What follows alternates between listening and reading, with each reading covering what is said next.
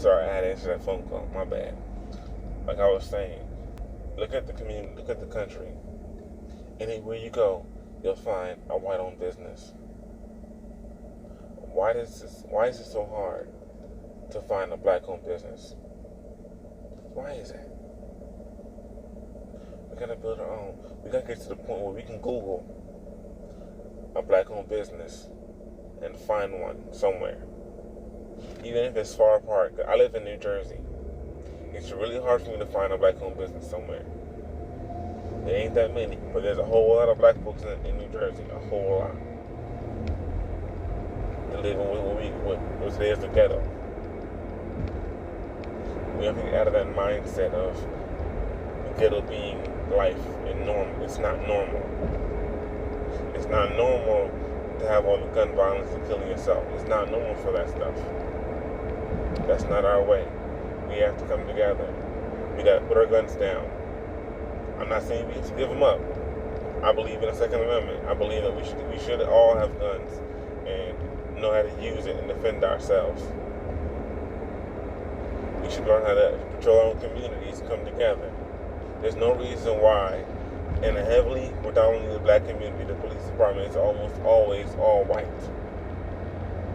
There's no reason for that. There's no reason why the mayor can be white in our town.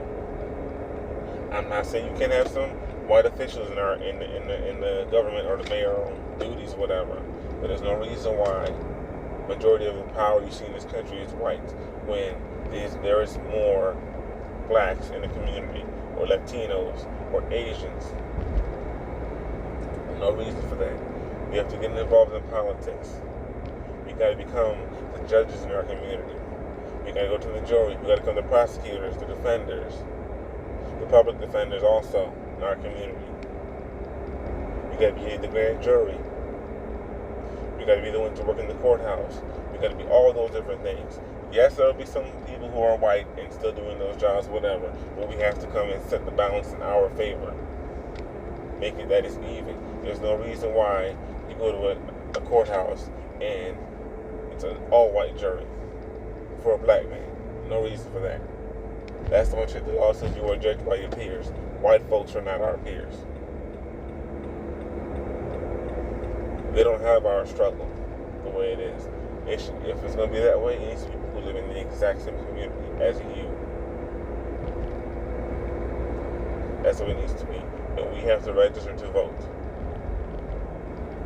The lie has been told for too long that ancestors died to vote. No, they died to vote and get something in return. So when we vote, our vote is like money. Our vote is just like money. So for example, if you go to Walmart or WeLoveBlack.com or my website, ShopUnlimited.com, you would look at me crazy if you ordered, say, a watch from me or whatever you ordered from me and I gave you something else. You would look silly, right? You look at me like I'm crazy. You'd be pretty upset.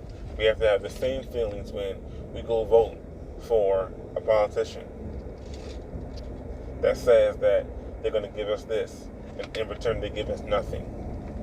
We have to hold them accountable and say, listen, you want our votes? Fine. This is what we want. And if you're not going to give us at least one of the things that we want, we're not going to vote for you. We have to understand that we're not the only people in this country. There are Latinos, there are, I guess, gays, there are white people, there are other groups in this country, Jews, whatever. So a politician has to go around to every community, understand what they want, and say, I will push for what you want. So if we want to end mass incarceration, say we want reparations at this time, okay? And we want to end mass incarceration, right? And when it comes to the conversation, right? Let's say, for example, okay, we don't get reparations this time, but we get a bill that says, listen, you cannot lock up black people longer than white people, right? It has to be fair. It has to be uniform, right? You can't have all these companies that make your stuff in prison. If we get a law that says that helps us out. That's one goal that we got out of that whole argument. We got something. That's what matters. We get something, because when you get something, you can make a progress off of that. You can build. Because guess what? If companies can no longer use prisons, that means, guess what?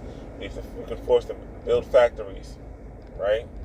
If Walmart is forced to build a factory, if Victoria's Secret is forced to build a factory, if McDonald's, Burger King are forced to build factories, that means, guess what? There's more jobs for people in general. That will help us out, black people. Because think about that. Think about that. That means that, for example, those of us who do construction can come together and build those factories. They can do those roads. We can come together and say, listen, there's just so many of them out there in our neighborhoods. We can come together and say, well, guess what? You want to build in our neighborhood? Fine. Guess what? We're the ones doing it, not the white folks. Our companies will build in our neighborhood, build a warehouse in our communities, create jobs for our people in our country, in our communities. Look at Canada, for example. Predominantly white, not white, black, Latino. There are some whites in there. But imagine all that space. Or even Philadelphia, for example, all those abandoned buildings. Imagine if it was that, all those black folks had a job and could walk down the street to their job and build something and start manufacturing jobs again. Yes, you'll have technology. Yes, there'll be some form of automation in there. You're right. It won't be as many people being hired as before. But guess what? You'll still need some human interaction there. You'll still need someone to draw the building. You'll need someone to get them to drive the truck and get the metals there, or to load it up properly, to do all these different things to build that building up. So we have to come together to start. And we're doing that now, especially reparations. We have to watch the debates. For Democratic, if there's one for Independent, you got to watch that. There's one for Republican, we got to watch that. Because our votes are up for sale. It doesn't matter if they're Republican or whatever. But if you vote for them and they get in, even if the person that we didn't vote for gets in, we still have to put them under fire. We still got to make sure their seats are hot. Even if Trump gets in again, which he has a good chance to, because the Democratic Party is leaving us out, so I was saying, F you, we're going to say that anyway. Even if Trump gets in, we got to say, Trump, this is what we want. We have to get the Black Caucus out of there. Because when Trump, because they don't even want to go talk to Trump at all. They don't want to. They have failed the black community. I won't say all of them have failed, but Sheila Jackson Lee gotta go. James Clyburn, South Carolina, gotta go. A lot of them in there have to go. We have to get new faces up in there. We have to get new faces in the government in general. There's no reason why you go in the Supreme Court for life. You could be 120 years old, and as long as you're still alive, you can be a judge. You mean to tell me them people ain't crazy? They ain't seen none by now? They gotta get out. There's no reason why Joe Biden can be in there 40 plus years, or Nancy Pelosi, or Hillary Clinton. There's no reason for that. Yes, you need older folks in there who have experience, but you also need young folks in there too. When I say young folks, I mean 30 years old. Or maybe the young folks are not the ones who hold the power, but they're the ones who are the advisors to these people and can say to people, listen, these are the struggles today. Because yesterday is a different time. Today is a new day.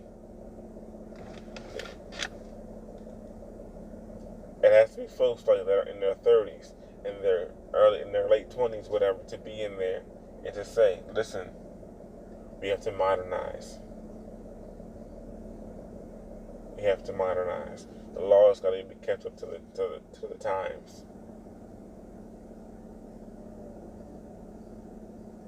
We have to modernize and come together. Because old folks can say, okay, you want to get this done? Okay, this is how you go about it and get it done. This is what you have to say to convince that person to work with you. You have to learn to give up certain things. Because guess what? Old folks know how the game works. They know how to play the game. But young folks know how to get the people, how to use social media and inform the people and get people behind these movements. There's no reason why every other first world nation has universal health care and we don't have it. Most Americans are behind that. Most Americans. So we have to understand politicians are bought. We have to put money behind these politicians to get what we want. There's no reason why the U.S. locks up more inmates than the world combined, anywhere else in the world, the U.S. That means that there's more African Americans locked up here than anywhere else in the world. We have 13% of the country, apparently, but over 50% of the prison population. That makes no sense. That's not equal. There are more white arrests in this country. That means there should be more white conviction in this country as well. That's how that works. But in order for all that to change, we have to come together as our people, as one people. We are one people of many cultures. We have to come together. We have to learn about each other. We got to understand each other. We have to understand why do people think the way they think.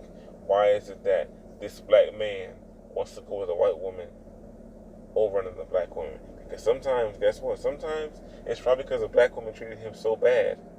That's why he said, F them all and go over there.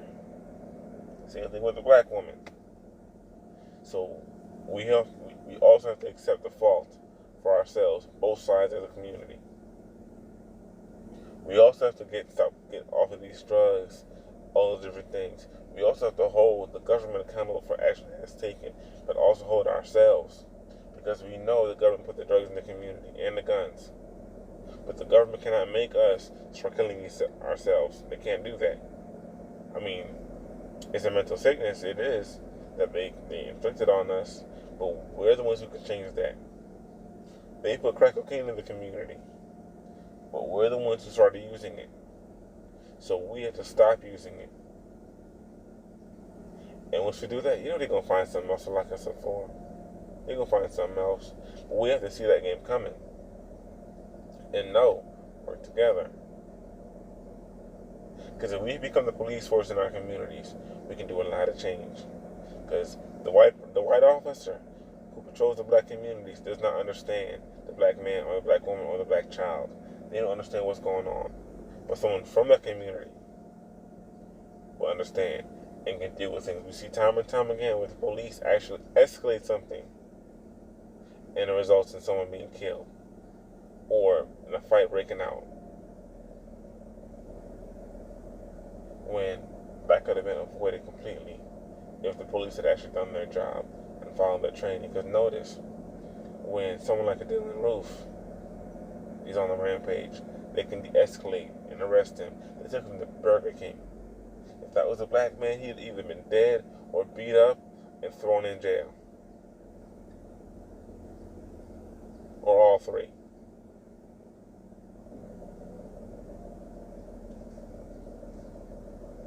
But if you notice, anytime, when they shoot up synagogues, or they shoot up concerts, movie theaters, they get arrested. There's more white men killing police and white women killing police than there are black men. But notice, you don't see them getting murdered by the police. The police aren't saying, I was afraid for my life.